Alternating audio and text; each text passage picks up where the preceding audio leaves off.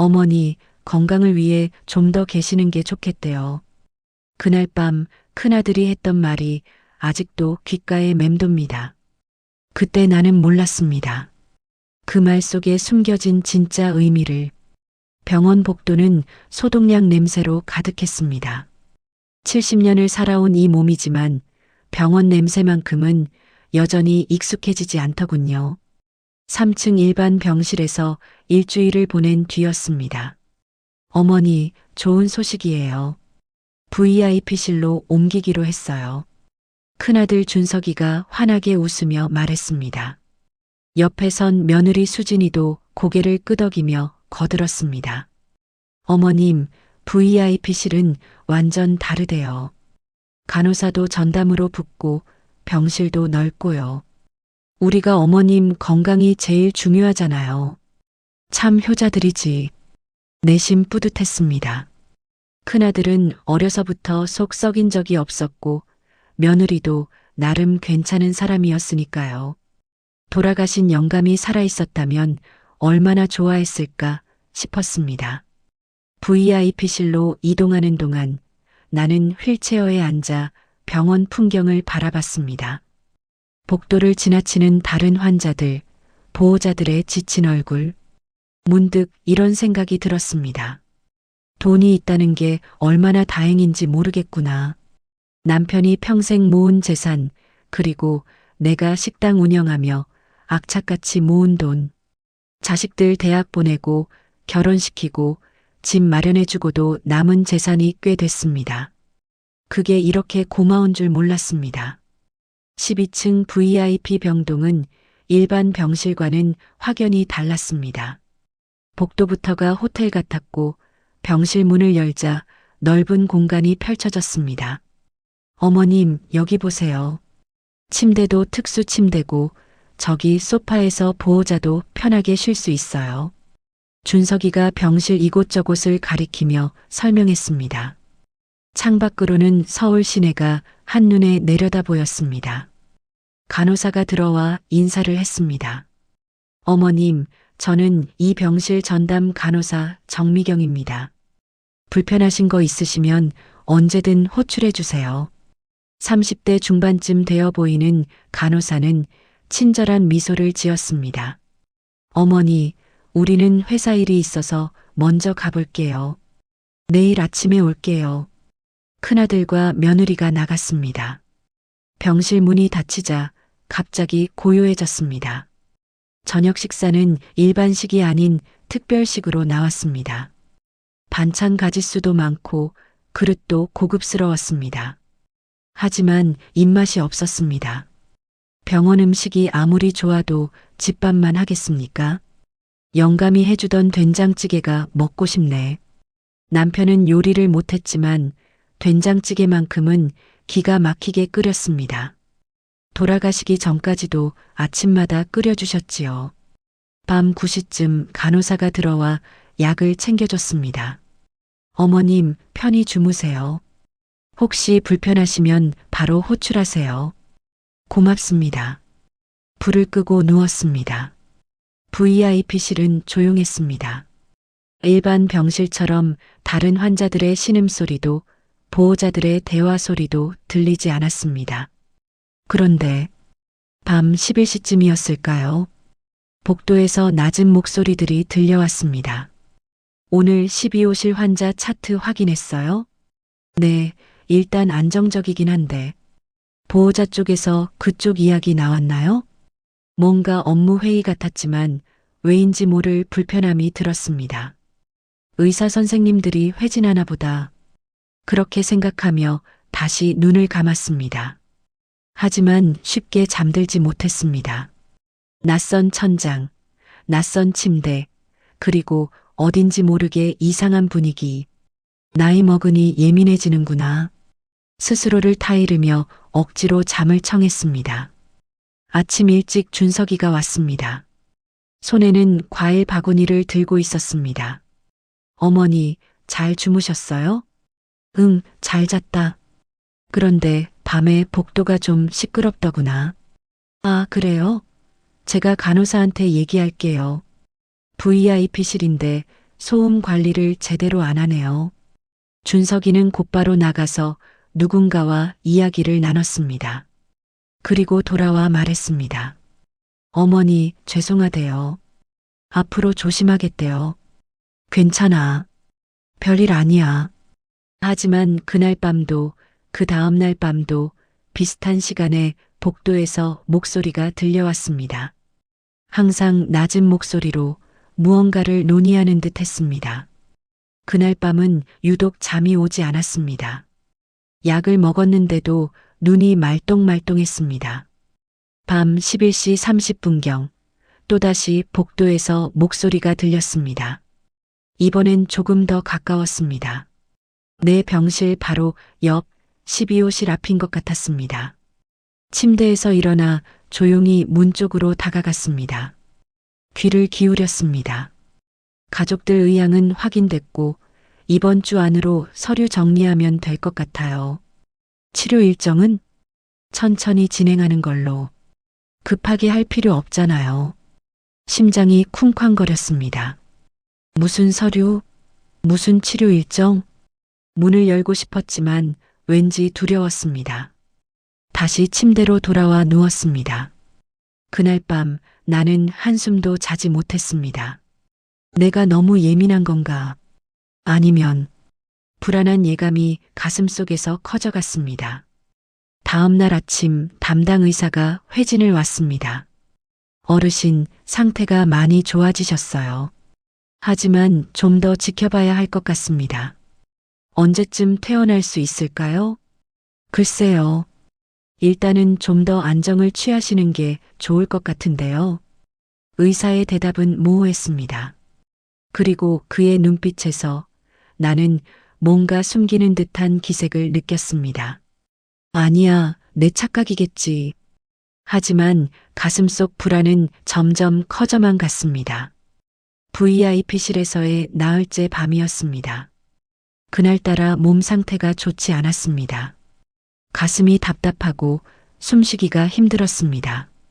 간호사 호출 버튼을 눌렀습니다. 미경 씨가 달려왔습니다. 어머님, 괜찮으세요? 숨이 좀 가빠요. 산소 농도 확인해 볼게요. 잠시만요. 검사 결과 산소 포화도가 조금 낮게 나왔습니다. 미경 씨는 당직 의사에게 연락했고 곧 젊은 레지던트가 들어왔습니다. 일단 산소 마스크 착용하시고 내일 아침에 정밀 검사 한번 더 해보겠습니다. 산소 마스크를 쓰니 숨쉬기가 한결 나아졌습니다. 하지만 잠은 오지 않았습니다. 병실은 어둠에 잠겨 있었습니다. 산소 기계의 작은 소음만이 규칙적으로 들렸습니다. 그때 복도에서 또다시 목소리가 들렸습니다. 이번엔 여러 명이었습니다. 12호실 보호자분들 오셨어요. 네, 지금 상담실로 안내할게요. 12호실. 내 병실 바로 옆이었습니다. 잠시 후 복도가 조용해졌습니다. 상담실은 병동 끝에 있다고 들었습니다. 궁금했습니다. 도대체 무슨 일이길래 한밤중에 보호자들을 부르는 걸까? 환자 상태가 나빠진 건가? 그렇게 생각하며 다시 눈을 감으려는데 갑자기 옆방에서 소리가 들렸습니다. 12호실과 내 병실 사이에는 커튼으로 가려진 작은 공간이 있었습니다. 평소엔 닫혀 있었지만 오늘따라 그쪽에서 희미한 불빛이 새어나왔습니다. 조심스럽게 침대에서 일어났습니다. 산소 마스크를 벗고 살금살금 커튼 쪽으로 다가갔습니다. 커튼 틈새로 살짝 들여다봤습니다. 12호실 침대에는 80대쯤 되어 보이는 할머니가 누워 계셨습니다. 의식이 없는 듯 눈을 감고 있었습니다.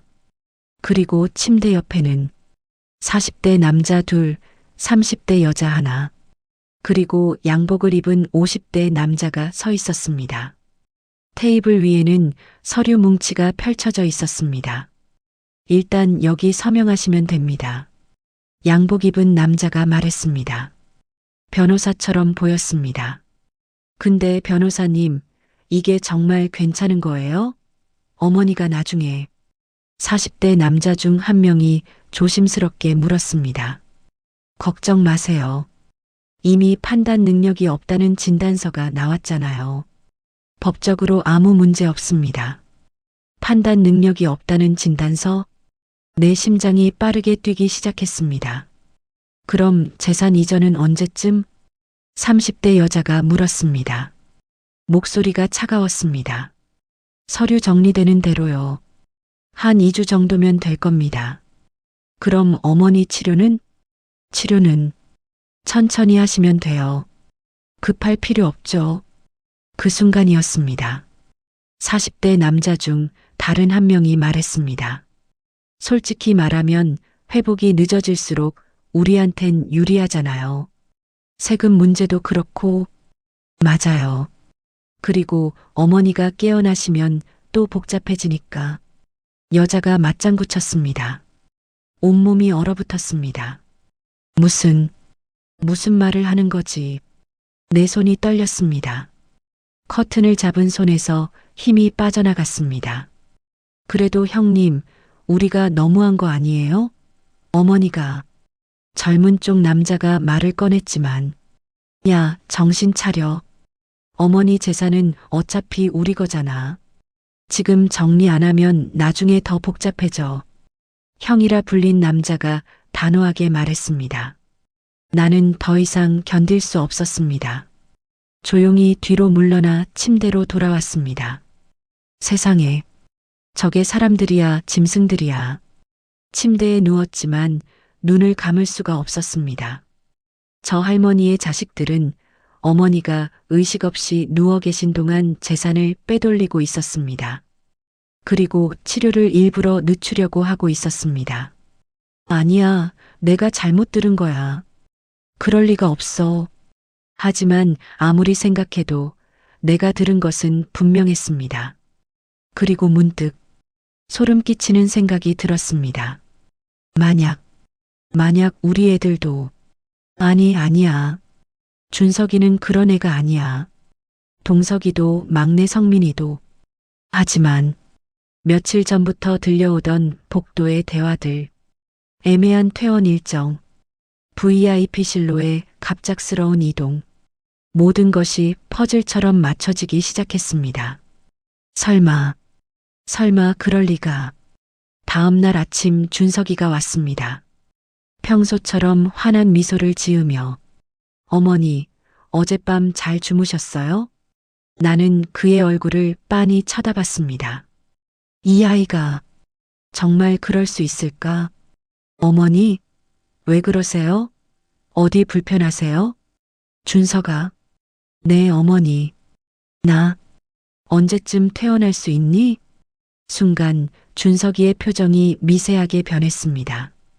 어머니, 왜 갑자기 퇴원 얘기를 하세요? 아직 검사도 더 해야 하고. 아니, 나 괜찮아. 집에 가고 싶어. 어머니, 건강이 우선이잖아요. 의사 선생님도 좀 더 있으라고 하셨는데. 그의 목소리는 여전히 부드러웠습니다. 하지만 나는 알 수 있었습니다. 그 부드러움 뒤에 숨겨진 단호함을. 이 아이가 정말. 그날 오후 담당 의사가 회진을 왔습니다. 어르신, 정밀 검사 결과 나왔는데요. 아직 상태가 불안정합니다. 당분간 입원 치료가 필요할 것 같습니다. 얼마나 더 있어야 하나요? 글쎄요. 최소 2주는 봐야죠. 2주. 커튼 너머 변호사가 했던 말이 떠올랐습니다. 서류 정리되는 대로요. 한 2주 정도면 될 겁니다. 우연일까? 아니면. 가슴이 철렁 내려앉았습니다. 그날 저녁 세 아들이 모두 병실에 왔습니다. 큰아들 준석, 둘째 동석, 막내 성민, 며느리 수진도 함께였습니다. 어머니, 우리 오늘 가족 저녁 같이 먹으려고요. VIP실 환자는 보호자도 같이 식사할 수 있대요. 준석이가 말했습니다. 간호사가 테이블을 세팅해줬고 특별 식사가 나왔습니다. 호텔 레스토랑 음식 같았습니다. 어머니, 드세요. 맛있어요. 성민이가 반찬을 덜어줬습니다. 막내는 언제나 이렇게 다정했습니다. 하지만 밥이 목으로 넘어가지 않았습니다. 이 아이들이 정말 그럴 리가 없어. 숟가락을 들고 있던 내 손이 떨렸습니다. 어머니, 괜찮으세요? 손이 떨리시네요. 수진이가 걱정스러운 표정으로 물었습니다. 아니야, 괜찮아. 그냥 좀 피곤해서. 어머니, 무리하지 마시고 푹 쉬세요. 우리가 다 알아서 할게요. 우리가 다 알아서 할게요. 그 말이 왠지 불길하게 들렸습니다. 아들들은 복도로 나가 뭔가 이야기를 나눴습니다. 나는 침대에 누워 귀를 기울였습니다. 형님, 변호사한테서 연락 왔어요? 서류 준비됐대요? 동석이의 목소리였습니다. 응. 다음 주 중으로 처리하면 될 것 같아. 준석이가 대답했습니다. 그럼 어머니는 천천히 하면 돼. 의사 선생님이랑 얘기 다 됐어. 심장이 얼어붙었습니다. 역시 그랬구나. 내가 뭘 잘못한 거지. 30년. 남편이 돌아가신 후 나 혼자 세 아들을 키웠습니다. 식당에서 아침부터 밤까지 일했습니다. 추운 겨울에도 더운 여름에도 큰아들 준석이 대학 갈 때 등록금이 없어서 친척들한테 고개를 숙였습니다.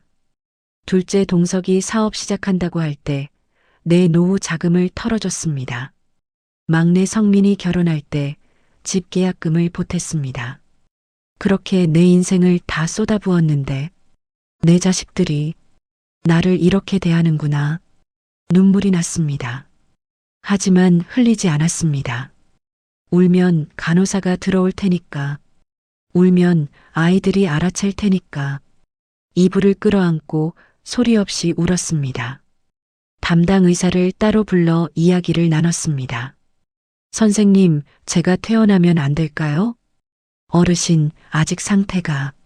제 상태가 정확히 어떤가요? 솔직히 말씀해 주세요. 의사는 잠시 머뭇거리더니 말했습니다. 솔직히 말씀드리면 큰 문제는 없습니다. 다만 보호자분들이 조금 더 안정을 취하시길 원하셔서. 보호자들이 원해서? 네. 가족분들이 어르신 건강을 많이 걱정하시더라고요. 거짓말. 다 거짓말이었습니다. 선생님, 제가 강제로라도 퇴원하겠다고 하면 어떻게 되나요? 그건 어르신 의사를 존중해야 하지만 보호자 동의가 필요합니다. 보호자 동의 없이는 못 나간다는 말씀이신가요? 법적으로는 보호자와 상의하시는 게. 의사는 말을 흐렸습니다. 나는 알았습니다. 이곳은 병원이 아니라 감옥이라는 것을. 잠을 이룰 수 없었습니다. 옆방 12호실 할머니 생각이 났습니다. 저 할머니도 지금 내 상황과 같았을까요? 자식들이 재산을 빼돌리는 줄도 모르고 의식 없이 누워 계실까요? 아니, 어쩌면 알고 계실지도 모릅니다. 하지만 아무것도 할 수 없을 겁니다. 나처럼. 나도 저렇게 될 건가. 두려웠습니다. 40년 전 남편과 처음 식당을 열었을 때가 떠올랐습니다. 여보, 이거 뭐예요? 작은 상자를 건넸던 남편. 상자를 열자 낡은 녹음기가 들어 있었습니다. 아이들 목소리 녹음해 두려고 샀어. 나중에 크면 들려주자. 남편은 웃으며 말했습니다. 그 녹음기에 세 아들의 어린 목소리가 담겼습니다. 엄마 사랑해. 엄마 나 대학 가면 돈 많이 벌어서 효도할게. 엄마는 세상에서 제일 예쁜 엄마야. 그 목소리들이 이제는 들리지 않습니다. 새벽 3시 나는 침대에서 일어나 짐을 뒤졌습니다. 병실 옷장 깊숙한 곳에 내 가방이 있었습니다. 가방을 열고 속을 뒤졌습니다. 있었습니다. 40년 된 그 녹음기. 남편이 돌아가신 후에도 나는 이것을 항상 가지고 다녔습니다. 손자, 손녀 목소리도 담았고 혼자 있을 때 외로우면 들었습니다. 녹음기를 손에 쥐었습니다. 이걸로 진실을 밝혀야 해. 더 이상 당하고만 있을 수 없었습니다. 내 재산을, 내 인생을, 내 존엄을 지켜야 했습니다. 다음 날 아침 간호사 미경 씨가 들어왔습니다. 미경 씨, 네, 어머님. 혹시 부탁 하나 들어줄 수 있을까요? 미경 씨는 잠시 나를 바라보더니 조용히 고개를 끄덕였습니다. 그녀의 눈빛에서 나는 무언가를 읽었습니다. 이 사람도 알고 있다는 것을, 이 VIP실에서 무슨 일이 벌어지고 있는지. 미경 씨와 나는 병실 구석, 창가에 앉았습니다. 그녀는 차트를 펼쳐들고 있었지만 사실은 우리 대화를 숨기기 위한 연기였습니다. 어머님, 제가 도와드릴 수 있는 게 뭔가요? 미경 씨의 목소리는 낮고 조심스러웠습니다. 미경 씨는 이 병동에서 일한 지 얼마나 됐나요? 3년 됐습니다. 그럼 VIP실에서 어떤 일들이 일어나는지 알고 있겠네요. 미경 씨는 고개를 들어 나를 바라봤습니다. 그녀의 눈빛이 흔들렸습니다. 어머님께서 무엇을 보셨는지는 모르겠지만 제가 감히 드릴 말씀은 12호실 할머니, 자식들이 재산 빼돌리고 있죠? 순간 미경 씨의 손이 떨렸습니다. 차트를 떨어뜨릴 뻔했습니다. 어머님, 나도 마찬가지인가요? 우리 아이들도? 미경 씨는 한동안 말이 없었습니다. 그러더니 천천히 입을 열었습니다. 저는 간호사로서 환자분들의 개인 정보를 말씀드릴 수가 없습니다. 알아요. 하지만 당신 눈빛이 답을 하고 있어요. 미경 씨는 고개를 숙였습니다. 한참의 침묵 후 미경 씨가 조용히 말했습니다. 어머님, 제 어머니 얘기를 해도 될까요? 그러세요. 우리 엄마는 작년에 이 병원에 입원하셨어요. 폐렴이었는데 처음엔 일반 병실에 계셨죠. 미경 씨의 목소리가 떨렸습니다. 그런데 오빠가 갑자기 VIP실로 옮기자고 했어요. 엄마 편하게 해드리자고. 저는 좋은 일인 줄 알았죠. 그런데 VIP실로 옮긴 후부터 엄마 퇴원이 계속 미뤄졌어요. 담당 의사는 상태가 불안정하다고 했고 오빠는 당연히 더 있어야 한다고 했어요. 미경 씨는 눈물을 참으며 계속 말했습니다. 한 달쯤 지났을 때 우연히 알게 됐어요. 오빠가 엄마 명의의 집을 팔려고 하고 있다는 걸. 엄마 도장을 위조해서요. 세상에. 저는 오빠한테 항의했어요. 그랬더니 오빠가 뭐라고 했는지 아세요? 엄마는 어차피 오래 못 사는데 미리 정리하는 게 뭐가 나쁘냐고. 미경 씨의 눈에서 눈물이 흘러내렸습니다. 저는 경찰에 신고했어요. 하지만 오빠는 위조 도장을 없애버렸고 증거가 없었어요. 결국 엄마는 2달 만에 퇴원하셨지만 집은 이미 팔린 후였어요. 그래서 어머니는 지금 요양원에 계세요. 오빠가 보낸 곳이에요. 저는 엄마를 지키지 못했어요. 미경 씨는 손으로 얼굴을 가렸습니다. 나는 그녀의 손을 잡았습니다. 미경 씨, 네, 어머님. 나는 당신 어머니처럼 되고 싶지 않아요. 어머님, 내 재산을, 내 존엄을 지키고 싶어요. 도와줄 수 있나요?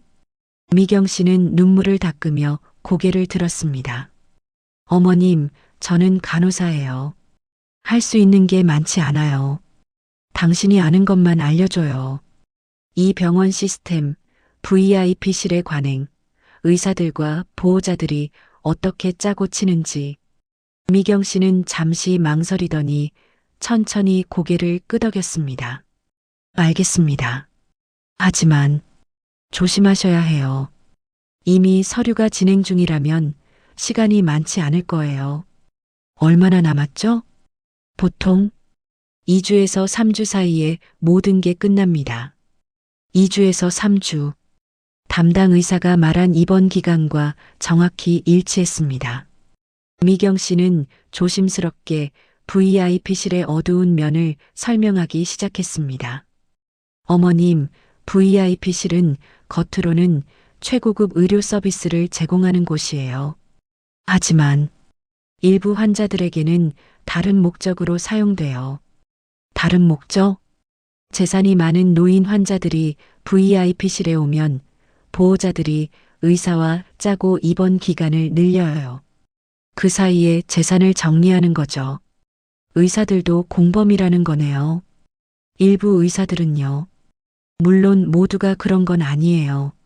하지만 VIP 환자들은 병원의 큰 수입원이거든요.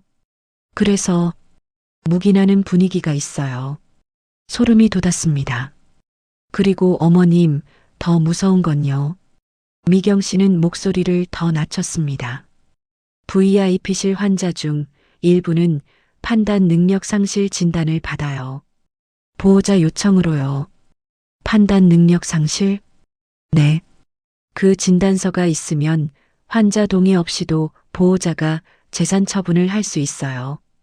법적으로요. 12호실 할머니가 당한 일이었습니다. 그리고 아마도 내게도 곧 일어날 일이었습니다. 미경 씨, 내게 필요한 건 증거예요. 증거요? 우리 아이들이 의사들이 짜고 치는 대화를 녹음해야 해요. 나는 가방에서 녹음기를 꺼냈습니다. 이걸로요? 미경 씨가 낡은 녹음기를 보며 물었습니다. 남편이 40년 전에 선물한 거예요. 아직도 잘 작동해요. 어머님, 이걸로는 힘들 거예요. 최근 녹음기들은 더 작고 성능도 좋아요. 하지만 이건 아무도 의심하지 않을 거예요. 그냥 추억의 물건처럼 보이니까. 미경 씨는 잠시 생각하더니 고개를 끄덕였습니다. 맞는 말씀이에요. 그럼 제가 배터리랑 테이프 새 걸로 구해올게요. 고마워요, 미경 씨. 어머님, 하지만 조심하셔야 해요. 보호자들이나 의사들이 알아차리면. 알아요. 그래서 당신 도움이 필요한 거예요. 그날부터 미경 씨와 나는 조심스럽게 계획을 세웠습니다. 미경 씨는 VIP 병동의 회의 일정, 보호자 방문 시간, 의사 회진 패턴을 알려줬습니다. 어머님, 보통 보호자들과 의사가 만나는 건 화요일 저녁이에요. 이번 주 화요일에 어머님 자녀분들도 올 거예요. 얼마나 확실해요? 제가 스케줄 봤어요. 담당 의사가 가족 상담 시간을 잡았더라고요. 가족 상담이라는 이름의 공모. 30년간 나를 이용한 대가를 똑똑히 치르게 해주겠습니다. 화요일이 다가왔습니다. 미경 씨가 아침 일찍 들어와 귓속말을 했습니다. 어머님, 오늘 저녁 7시예요. 상담실 3번에서 회의가 있을 거예요. 알았어요. 녹음기 준비되셨죠? 나는 침대 옆 서랍을 가리켰습니다. 그 안에 녹음기가 새 배터리와 함께 숨겨져 있었습니다. 어머님, 정말 괜찮으시겠어요? 미경 씨의 목소리에 걱정이 묻어났습니다. 괜찮아요. 이제 진실을 들을 준비가 됐어요. 그날 저녁 운명의 시간이 다가왔습니다. 저녁 6시 30분. 나는 침대에 누워 눈을 감고 있는 척했습니다. 손에는 녹음기가 쥐어져 있었고 이불 속에 숨겨두었습니다. 6시 50분. 복도에서 발소리가 들렸습니다. 익숙한 발소리들. 큰아들 준석, 둘째 동석, 막내 성민. 어머니, 주무세요? 준석이가 조심스럽게 물었습니다. 눈을 뜬 척했습니다. 아니, 안 자고 있었어. 왔구나. 네, 어머니. 오늘 담당 선생님이랑 상담이 있어서요. 어머니 상태 들으려고요. 그래. 같이 가도 될까? 아니에요, 어머니. 의료진하고 보호자만 들어가는 거래요. 어머니는 푹 쉬세요. 수진이가 부드럽게 말했습니다. 그래. 새 아들은 병실을 나갔습니다. 나는 10초를 세고 침대에서 일어났습니다. 녹음기를 켜고 가운 주머니에 넣었습니다. 복도는 조용했습니다. 저녁 시간이라 면회객들도 대부분 돌아간 후였습니다. 상담실 3번은 복도 끝에 있었습니다. 문 앞에 다다랐을 때 안에서 목소리가 들렸습니다. 나는 문 바로 옆 복도 구석에 있는 의자에 앉았습니다. 여기서는 상담실 안대화가 비교적 잘 들렸습니다.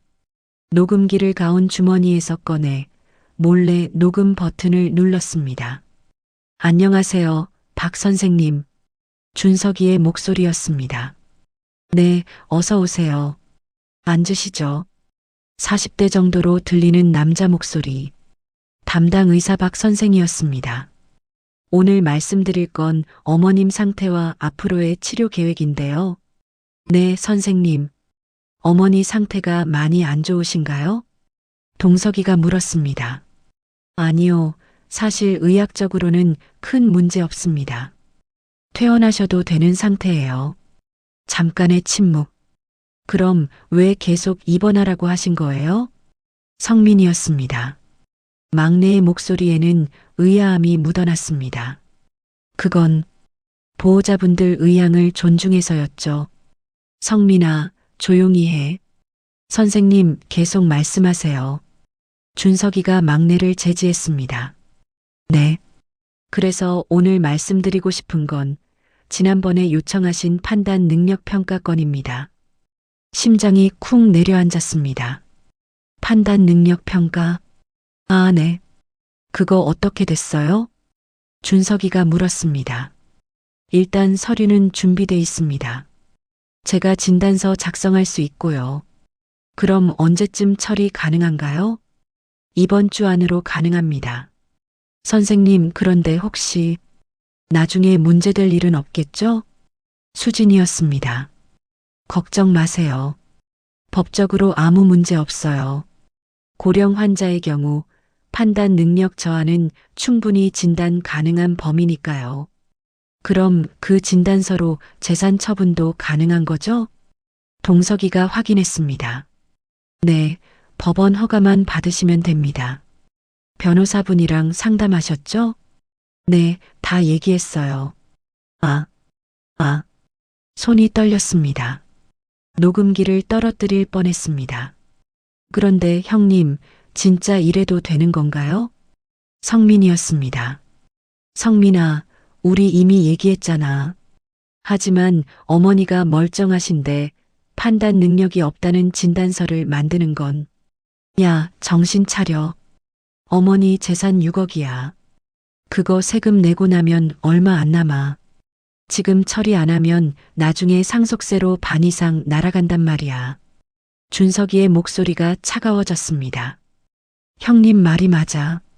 그리고 솔직히 어머니가 그 돈 가지고 뭘 하시게. 우리가 효율적으로 쓰는 게 낫잖아. 동석이가 맞장구 쳤습니다. 하지만 성민아, 너도 집 대출 있잖아. 이번에 내 목 2억이야. 생각 좀 해봐. 침묵. 알겠습니다, 형님. 성민이 결국 고개를 숙였습니다. 가슴이 무너졌습니다. 성민이까지. 막내만은 다를 거라고 믿었는데. 선생님, 그럼 어머니는 언제까지 입원하시면 될까요? 판단 능력 진단서 나오고 법원 허가까지 받으시면 대략 3주 정도 보시면 됩니다. 그동안 어머니가 퇴원하고 싶다고 하시면요. 그럴 땐 제가 의학적으로 안정이 필요하다고 말씀드릴게요. 걱정 마세요. 의사까지 모두가 공범이었습니다. 안녕하세요. 늦어서 죄송합니다. 새로운 목소리. 50대 남자 목소리였습니다. 아, 김 변호사님. 어서 오세요. 지금까지 진행 상황 어떻게 됐나요? 진단서는 이번 주 안으로 나올 겁니다. 좋습니다. 그럼 법원 서류는 제가 다음 주 초에 제출하죠. 허가까지는 2주 정도 걸릴 겁니다. 변호사님, 재산 분할은 어떻게 되나요? 준석이가 물었습니다. 어머님 명의 부동산 이건 예금 3억, 주식 1억. 총 6억 정도 되시죠? 네. 삼형제분이시니까 각자 2억씩 받으시면 됩니다. 증여세는 절세 방안 말씀드렸죠?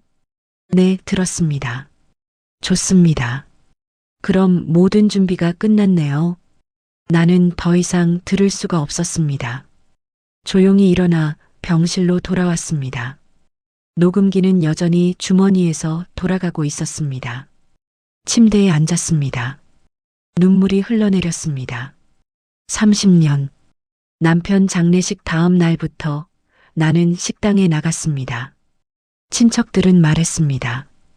애들이 어린데 좀 쉬면서 해. 하지만 쉴 수 없었습니다. 아이들 밥 먹여야 했으니까. 겨울에는 새벽 4시에 일어나 식당 보일러를 돌렸습니다. 여름에는 더위에 쓰러질 것 같아도 주방에서 불 앞을 지켰습니다. 준석이 대학 들어갈 때 등록금이 없어서 친척들한테 머리를 조아렸습니다. 미안하다 올게. 우리도 형편이. 다들 고개를 돌렸습니다. 결국 사채를 썼습니다. 이자가 무서웠지만 아들 대학은 보내야 했으니까. 동석이 사업 시작한다고 했을 때 내 노후 자금 5천만 원을 털어줬습니다. 엄마, 나 이번에 대박 나면 10배로 갚을게. 하지만 사업은 실패했습니다. 동석이는 사과도 없이 그냥 연락을 끊었습니다. 성민이 결혼할 때 집 계약금 3천만 원을 보탰습니다. 엄마, 고마워. 나 진짜 효도할게. 그 말을 믿었습니다. 그렇게 내 인생을 다 쏟아부었습니다. 아침부터 밤까지 일했습니다. 아플 때도 힘들 때도 쉬지 않았습니다. 왜요?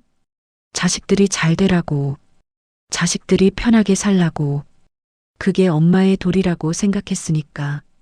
그런데 어머니 재산은 어차피 우리 거잖아요. 어머니가 그 돈 가지고 뭘 하시게. 판단 능력이 없다는 진단서. 이게 30년 헌신의 대가였습니다. 1시간쯤 지났을까요? 아들들이 병실로 돌아왔습니다. 어머니, 주무셨어요? 준석이가 물었습니다. 눈을 뜬 척했습니다. 아니, 잠이 안 와서. 어머니, 담당 선생님이 그러시는데 조금만 더 안정 취하시면 된대요. 곧 퇴원하실 수 있을 거예요. 거짓말. 다 거짓말. 그래. 고맙구나. 어머니, 우리 갈게요. 내일 또 올게요. 새 아들이 나갔습니다. 문이 닫혔습니다. 나는 주머니에서 녹음기를 꺼냈습니다. 아직도 녹음 중이었습니다. 정지 버튼을 눌렀습니다. 밤새 잠을 이루지 못했습니다. 녹음기를 쥔 채 천장만 바라봤습니다. 다음 날 아침 미경 씨가 들어왔습니다. 어머님, 녹음 성공하셨어요? 고개를 끄덕였습니다. 어머님, 괜찮으세요? 얼굴이 안 좋으신데. 미경 씨, 네, 어머님. 이제 전쟁을 시작할 시간인 것 같아요. 그 사흘 동안 나는 계획을 세웠습니다. 미경 씨의 도움으로 병원 밖 변호사를 알아봤습니다. 아들들이 고용한 변호사가 아닌 진짜 내 편이 되어줄 변호사를. 미경 씨가 휠체어를 밀어 병원 1층 카페로 데려갔습니다. 거기서 40대 여성 변호사를 만났습니다. 안녕하세요, 어르신. 저는 법무법인 정의 소속 이지연 변호사입니다. 안녕하세요, 변호사님. 미경 씨가 자리를 비켜줬습니다. 미경 씨한테 대략적인 상황은 들었습니다. 녹음 파일 있으시죠? 녹음기를 건넸습니다. 이 변호사는 이어폰을 끼고 녹음을 들었습니다. 5분, 10분, 15분. 녹음이 끝났습니다. 이 변호사는 이어폰을 빼고 나를 바라봤습니다. 그녀의 눈빛이 굳어 있었습니다. 어르신, 이건 법적으로 문제가 될 만한 내용인가요? 문제요? 이건 명백한 사기 공모입니다. 의사의 허위 진단서 작성, 변호사의 불법 조력, 그리고 자녀들의 재산 편취 시도, 그럼 막을 수 있나요? 물론입니다. 하지만 이 변호사는 잠시 망설이더니 말을 이었습니다. 어르신, 이 사건을 진행하시면 가족 관계가 완전히 깨질 겁니다. 알아요. 법적으로는 이기실 수 있어요. 하지만 감정적으로는 어르신께서 많이 힘드실 겁니다. 괜찮아요. 이미 깨졌으니까요. 이 변호사는 고개를 끄덕였습니다. 알겠습니다. 그럼 일단 이 녹음 파일을 증거로 확보하고 법원에 재산 보전 신청을 하겠습니다. 그리고요? 자녀분들과 담당 의사, 변호사를 상대로 고소장을 제출하겠습니다. 고소? 내 자식들을 고소한다. 말만 들어도 가슴이 찢어지는 것 같았습니다. 어르신, 정말 괜찮으시겠어요? 지금이라도 다른 방법을 찾을 수 있어요. 다른 방법이요? 예를 들어 자녀분들과 대화를 시도한다거나. 고개를 저었습니다. 30년간 대화했어요. 하지만 아이들은 듣지 않았어요. 이제는 법으로 말할 때예요. 이 변호사는 이해한다는 듯 고개를 끄덕였습니다. 알겠습니다. 내일부터 진행하겠습니다. 고맙습니다, 변호사님. 카페를 나와 병실로 돌아가는 길, 미경 씨가 조용히 물었습니다. 어머님, 후회 안 하시겠어요? 후회요? 네.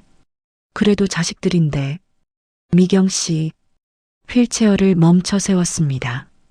자식이라는 이유로 모든 걸 참아야 하나요? 내 존엄까지 포기해야 하나요? 미경 씨는 대답하지 못했습니다. 자식들이 날 자식으로 안 보는데 내가 왜 엄마 노릇을 계속해야 하죠? 다음 날 오후 나는 아들들에게 연락을 했습니다. 얘들아, 오늘 저녁에 다 같이 모여라. 중요한 얘기가 있다. 어머니, 무슨 일이세요? 어디 안 좋으세요? 준석이가 걱정스러운 목소리로 물었습니다. 아니야. 그냥 너희한테 할 말이 있어서. 알겠습니다, 어머니. 저녁 7시에 갈게요. 전화를 끊었습니다. 미경 씨가 들어왔습니다. 어머님, 준비 다 되셨어요? 응. 근데 미경 씨. 네. 나 떨려요. 정말로 이래도 되는 건지. 미경 씨는 내 손을 잡았습니다. 어머님은 잘못한 게 없어요. 잘못한 건 자식들이에요. 하지만 어머님께서 자신을 지키는 건 당연한 권리예요. 주저하지 마세요. 고개를 끄덕였습니다. 세 아들이 모두 왔습니다. 준석, 동석, 성민, 그리고 수진도 함께였습니다. 어머니, 무슨 일이세요? 준석이가 물었습니다. 침대에 앉아있던 나는 천천히 일어났습니다. 그리고 테이블 쪽으로 걸어갔습니다. 어머니, 혼자 걸으시면 위험해요. 동석이가 부축하려 했지만 손을 뿌리쳤습니다. 괜찮아. 내가 할 수 있어. 테이블에 앉았습니다. 아들들도 하나둘 자리에 앉았습니다. 얘들아, 네 어머니. 내가 오늘 너희를 부른 이유는 숨을 깊이 들이쉬었습니다. 너희가 나한테 뭘 하려고 하는지 알고 있기 때문이야. 순간 방안 공기가 얼어붙었습니다. 어머니, 무슨 말씀을? 준석이가 당황한 표정으로 말했습니다. 판단 능력 진단서, 재산 처분, 법원 허가. 하나씩 말할 때마다 아들들의 얼굴이 굳어갔습니다. 어머니, 그게 다 알고 있어. 너희가 박 선생님, 김 변호사랑 짜고 무슨 짓을 하려는지. 어머니, 준석이가 벌떡 일어났습니다. 어머니, 누가 그런 헛소리를 한 거예요? 헛소리? 이게 헛소리야? 테이블 위에 녹음기를 꺼내 놓았습니다. 세 아들이 녹음기를 보며 얼어붙었습니다. 그게 뭐예요, 어머니? 동석이가 떨리는 목소리로 물었습니다. 너희 목소리야. 지난주 화요일 상담실에서 한 대화. 재생 버튼을 눌렀습니다. 어머니 재산 6억이야. 그거 세금 내고 나면 얼마 안 남아. 어머니가 그 돈 가지고 뭘 하시게. 판단 능력 진단서는 이번 주 안으로. 녹음이 흘러나왔습니다. 아들들의 얼굴이 하얗게 변했습니다. 어머니, 이건 오해세요. 준석이가 말을 더듬었습니다. 오해? 뭐가 오해야? 우리는 어머니를 위해서 내 재산 빼돌리는 게 날 위하는 거야? 어머니, 들어보세요. 우리는 세금 때문에. 세금이 중요해? 아니면 내가 중요해? 목소리가 떨렸습니다. 어머니, 우리 입장도 이해해 주세요. 요즘 세금이 얼마나? 닥쳐. 소리를 질렀습니다. 병실이 조용해졌습니다. 내가 30년간 뭘 했는데. 눈물이 흘러내렸습니다. 너희 아빠 돌아가시고 난 하루도 쉬지 않고 일했어. 새벽 4시에 일어나서 밤 11시까지 식당에서 일했어. 어머니, 준서가 내 대학 등록금 마련하려고 사채 쓴 거 알아? 이자 갚느라 몇 년을 고생한 줄 알아? 준석이는 고개를 숙였습니다. 동서가 내 사업 자금 5천만 원. 그거 내 노후 자금이었어. 그런데 너 한 번도 미안하다는 말 안 했지? 동석이는 대답하지 못했습니다. 성민아, 너마저. 막내를 바라봤습니다. 너만은 다를 줄 알았어. 근데 너도 똑같더구나. 형님 말이 맞아라고 했지? 성민이의 눈에서 눈물이 흘렀습니다. 어머니, 죄송해요. 미안하면 다야? 미안하다고 하면 내가 당한 배신이 없어져? 자리에서 일어났습니다. 오늘부터 나는 너희 엄마가 아니야. 어머니, 세 아들이 동시에 소리쳤습니다. 그리고 내일 법원에 재산 보전 신청을 할 거야. 너희는 내 재산에 손도 못 대. 어머니, 제발. 그리고 박 선생님, 김 변호사, 그리고 너희 셋. 모두 고소할 거야. 어머니, 그러시면 안 돼요. 준석이가 내 팔을 잡았습니다. 뿌리쳤습니다. 손 떼. 이제 너희가 내 몸에 손 떼는 것도 참을 수 없어. 어머니, 우리가 잘못했어요. 다시는 안 그럴게요. 늦었어. 너무 늦었어. 병실 문을 열었습니다. 복도에는 미경 씨와 이지연 변호사가 서 있었습니다. 어머님, 괜찮으세요? 미경 씨가 다가왔습니다. 괜찮아요. 이제 진짜 시작이에요. 뒤를 돌아봤습니다. 아들들은 멍하니 서 있었습니다. 30년. 그 세월이 오늘 밤 완전히 무너졌습니다. 일주일이 지났습니다. 이지연 변호사의 도움으로 법원에 재산 보전 신청을 했습니다. 그리고 박 담당의 김 변호사, 세 아들을 상대로 고소장을 제출했습니다. 혐의는 사기, 허위 진단서 작성, 불법 재산 처분 시도. 법원에서 첫 신문이 열렸습니다. 나는 휠체어를 타고 법정에 들어갔습니다. 미경 씨가 밀어줬습니다. 피고인석에는 세 아들이 앉아 있었습니다. 준석, 동석, 성민. 모두 고개를 숙이고 있었습니다. 피고인들, 일어서세요. 판사가 말했습니다. 세 아들이 일어났습니다. 먼저 원고 측 증거를 제시해 주세요. 이지연 변호사가 일어나 녹음 파일을 제출했습니다. 법정에 녹음이 흘러나왔습니다. 어머니 재산은 어차피 우리 거잖아요. 판단 능력 진단서는 이번 주 안으로. 어머니가 그 돈 가지고 뭘 하시게. 방청석에서 웅성거림이 일었습니다. 준석이의 얼굴이 창백해졌습니다. 피고인 측 반론 있습니까? 판사가 물었습니다. 피고인 측 변호사가 일어났습니다. 판사님, 이 녹음은 불법 녹음입니다. 증거 능력이 없습니다. 불법 녹음이라는 근거는 피고인들의 동의 없이 몰래 녹음한 것이기 때문입니다. 이지연 변호사가 반박했습니다. 판사님, 원고는 자신의 재산을 지키기 위해 불가피하게 녹음했습니다. 이는 정당방위에 해당합니다. 정당방위는 두 변호사의 공방이 이어졌습니다. 그럼 이제 원고의 증언을 듣겠습니다. 판사가 나를 바라봤습니다. 나는 휠체어에서 일어나려 했습니다. 어머님, 괜찮으세요? 미경 씨가 걱정스럽게 물었습니다. 괜찮아요. 나 혼자 설 수 있어요. 증인석에 섰습니다.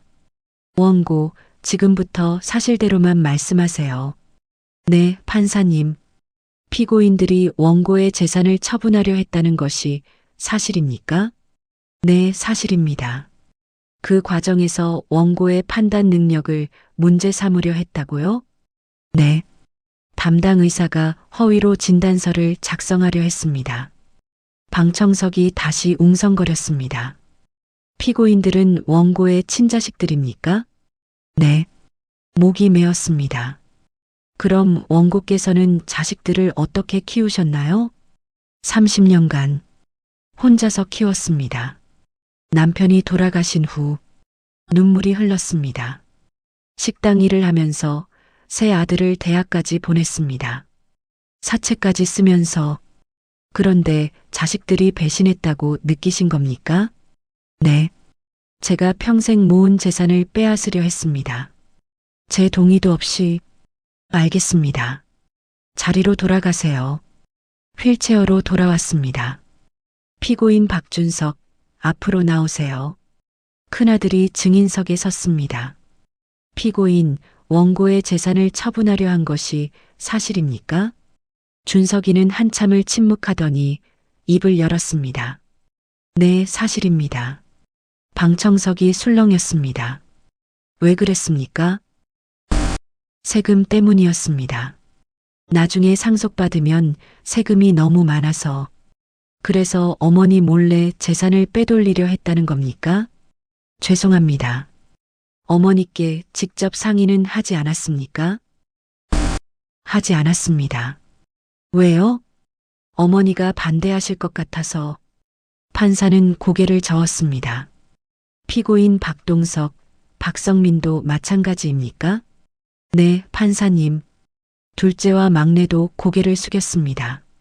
증인 박춘규 의사, 앞으로 나오세요. 담당 의사가 증인석에 섰습니다. 증인, 원고에 대한 판단 능력 상실 진단서를 작성하려 했습니까? 네. 의학적 근거가 있었습니까? 아니요. 그럼 왜 작성하려 했습니까? 보호자의 요청이 있었고 병원 수익을 위해. 방청석이 크게 웅성거렸습니다. 의사로서의 윤리를 저버린 겁니까? 죄송합니다. 원고, 최종 진술 있습니까? 판사가 물었습니다. 나는 다시 일어났습니다. 판사님, 말씀하세요. 저는 70년을 살면서 단 한 번도 제 자신을 위해 산 적이 없습니다. 방청석이 조용해졌습니다. 항상 가족을 위해, 자식을 위해, 남을 위해 살았습니다. 눈물이 흘렀음인만 목소리는 흔들리지 않았습니다. 그런데 이제 제 자식들이 저를 이용하려 한다는 걸 알았습니다. 준석이가 고개를 들어 나를 바라봤습니다. 그의 눈에도 눈물이 고였습니다. 저는 이제 나머지 인생은 제 자신을 위해 살고 싶습니다. 그래서 어떻게 하고 싶으신가요? 제 재산은 사회에 기부하겠습니다. 저처럼 자식들에게 배신당한 노인들을 위해서요. 방청석에서 탄성이 터져 나왔습니다. 자식들에게는요? 법이 판단해 주시기 바랍니다. 자리에 앉았습니다. 그럼 이제 판결을 내리겠습니다. 판사가 서류를 들었습니다. 피고인 박준석, 박동석, 박성민, 그리고 공모자인 박 의사, 김 변호사, 원고의 재산을 불법적으로 처분하려 한 혐의가 명백히 인정됩니다. 따라서 피고인들에게 다음과 같이 선고합니다. 망치를 들었습니다. 피고인 박준석, 징역 1년, 집행유예 2년. 피고인 박동석, 박성민, 각각 징역 8개월, 집행유예 2년. 피고인 박춘규 의사, 의사 면허 정지 1년. 피고인 김태우 변호사, 변호사 자격 정지 6개월. 그리고 원고의 재산에 대한 일체의 처분 행위를 금지합니다. 땅, 망치가 내려갔습니다. 법정을 나왔습니다. 복도에서 새 아들이 기다리고 있었습니다. 어머니, 준석이가 다가왔습니다. 손을 들어 막았습니다. 이제 그만해라. 우리는 끝이야. 어머니, 제발. 한 번만 용서해 주세요. 용서? 쓸쓸하게 웃었습니다. 용서는 하마. 근데 관계는 끝이야. 너희는 이제 법적으로만 내 자식이야. 어머니. 성민이가 울먹이며 소리쳤습니다. 어머니, 저희가 정말 잘못했어요. 다시는 안 그럴게요. 성민아. 막내를 바라봤습니다. 너만은 다를 줄 알았어. 근데 너도 똑같더구나. 어머니, 이제 가거라. 다시는 내 앞에 나타나지 마. 휠체어를 돌렸습니다. 미경 씨가 밀어줬습니다. 뒤에서 아들들의 울음소리가 들렸습니다. 하지만 돌아보지 않았습니다. 영감, 내가 잘한 거 맞지? 하늘을 올려다봤습니다. 남편이 거기 어딘가에 있을까요? 미안해, 영감. 우리 애들 이렇게 키운 게. 눈물이 또 흘렀습니다. 하지만 이번엔 후회의 눈물이 아니었습니다. 해방의 눈물이었습니다. 판결 이후 한 달이 지났습니다. VIP실이 아닌 작은 아파트로 이사를 했습니다. 병원에서 더 이상 입원할 필요가 없다는 진단을 받았고 나는 집으로 돌아왔습니다. 아니, 정확히는 새 집이었습니다. 아들들과 함께 살던 큰 집은 팔았습니다. 그리고 혼자 살기 적당한 작은 아파트를 샀습니다. 이사 온 첫날 밤, 텅 빈 거실에 앉아 있었습니다. 혼자였습니다. 70년 인생에서 이렇게 완전히 혼자인 적이 없었습니다. 남편이 있을 때는 남편과 함께, 남편이 떠난 후에는 아들들과 함께. 하지만 지금은 완전히 혼자. 외롭네. 솔직한 감정이었습니다. 아무리 아들들이 날 배신했다 해도 30년을 함께 산 가족이었으니까요. 그래도 이게 맞는 것 같아. 가슴 한쪽이 허전했지만 동시에 가벼웠습니다. 더 이상 눈치 볼 필요가 없었습니다. 더 이상 이용당하지 않아도 됐습니다. 더 이상 내 존엄을 포기하지 않아도 됐습니다. 다음 주 이지연 변호사와 함께 재단을 설립했습니다. 노인인권보호재단. 내 재산 5억을 기부했습니다. 1억은 내 노후 생활비로 남겨두었습니다. 재단의 목적은 명확했습니다. 자식들에게 재산을 빼앗기는 노인들을 법적으로 돕는 것. VIP실 같은 곳에서 일어나는 불법 행위를 고발하는 것. 노인들이 자신의 권리를 지킬 수 있도록 교육하는 것. 재단 설립 기자회견이 열렸습니다. 어르신, 왜 자식들에게 주지 않고 사회에 기부하셨나요? 한 기자가 물었습니다. 제 자식들은 이미 충분히 받았습니다. 제 인생 30년을요. 후회는 없으신가요? 후회요? 잠시 생각했습니다. 있죠. 왜 진작 깨닫지 못했나 하는 후회. 어떤 말씀을 하고 싶으신가요? 카메라를 똑바로 바라봤습니다. 나이 드신 분들께 말씀드리고 싶어요. 자식이라는 이유로 모든 걸 참지 마세요. 당신의 존엄이 가장 중요합니다. 기자회견이 끝난 후 많은 연락이 왔습니다. 비슷한 처지의 노인들, 도움이 필요한 사람들, 용기를 얻었다는 사람들. 나는 하나하나 답장을 했습니다. 미경 씨는 병원을 그만뒀습니다. 그리고 내가 설립한 재단에서 일하게 됐습니다. 어머님, 제가 정말 여기서 일해도 될까요? 당연하지. 내가 없었으면 나도 여기까지 못 왔어. 미경 씨는 재단에서 상담사로 일했습니다. 나처럼 자식들에게 배신당한 노인들을 상담하고 법적 도움을 연결해주는 역할이었습니다. 그리고 미경 씨의 어머니도 요양원에서 나와 우리 재단이 운영하는 공동주택에 입주했습니다. 어머님, 정말 감사합니다. 우리 엄마가 얼마나 좋아하시는지. 괜찮아. 우리끼리 서로 돕고 사는 거지, 뭐. 어느 날 재단에 한 통의 전화가 걸려왔습니다. 혹시 박영숙 씨 계신가요? 낯선 목소리였습니다. 네, 접니다. 저 12호실에 있던 환자 보호자인데요. 12호실, VIP실 옆방에 있던 그 할머니. 혹시 도와주실 수 있을까요? 어머니가 자식들한테 주소 알려주세요. 제가 직접 찾아가겠습니다. 그날 오후 나는 12호실 할머니 댁을 방문했습니다. 할머니는 휠체어에 앉아 계셨습니다. 의식은 돌아오셨지만 몸이 많이 불편해 보였습니다.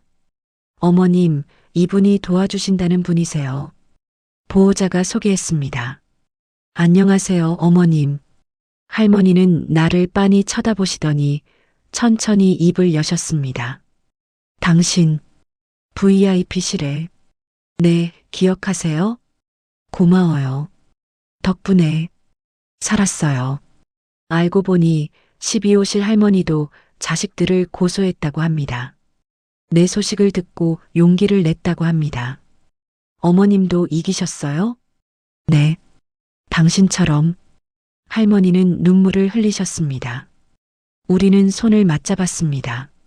같은 고통을 겪은 사람끼리만 알 수 있는 연대감이었습니다.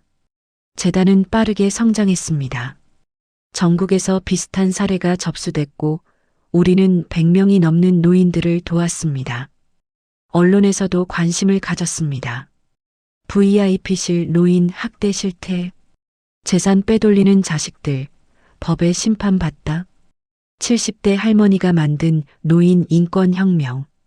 뉴스에 내 얘기가 나왔습니다. 부끄러웠지만 동시에 자랑스러웠습니다. 어느 날 우편함에 편지가 3통 들어 있었습니다. 큰아들, 둘째, 막내. 펼쳐보지 않았습니다. 그냥 서랍 깊숙이 넣어뒀습니다. 아직은 읽을 준비가 안 됐습니다. 언젠가는 읽을 수도 있고 영원히 안 읽을 수도 있습니다. 어쨌든 그건 내 선택이었습니다. 영감, 나 잘하고 있는 거 맞지? 남편 사진을 바라봤습니다. 40년 전 결혼식 날 찍은 사진. 젊고 행복했던 우리 애들. 이렇게 키우려고 했던 건 아닌데 여전히 가슴이 아팠습니다. 하지만 이제는 후회하지 않았습니다. 그래도 나는 당당해. 1년 후 재단 창립 1주년 기념식이 열렸습니다. 우리가 도운 노인분들이 모두 모였습니다. 박영숙 대표님, 한 말씀 부탁드립니다.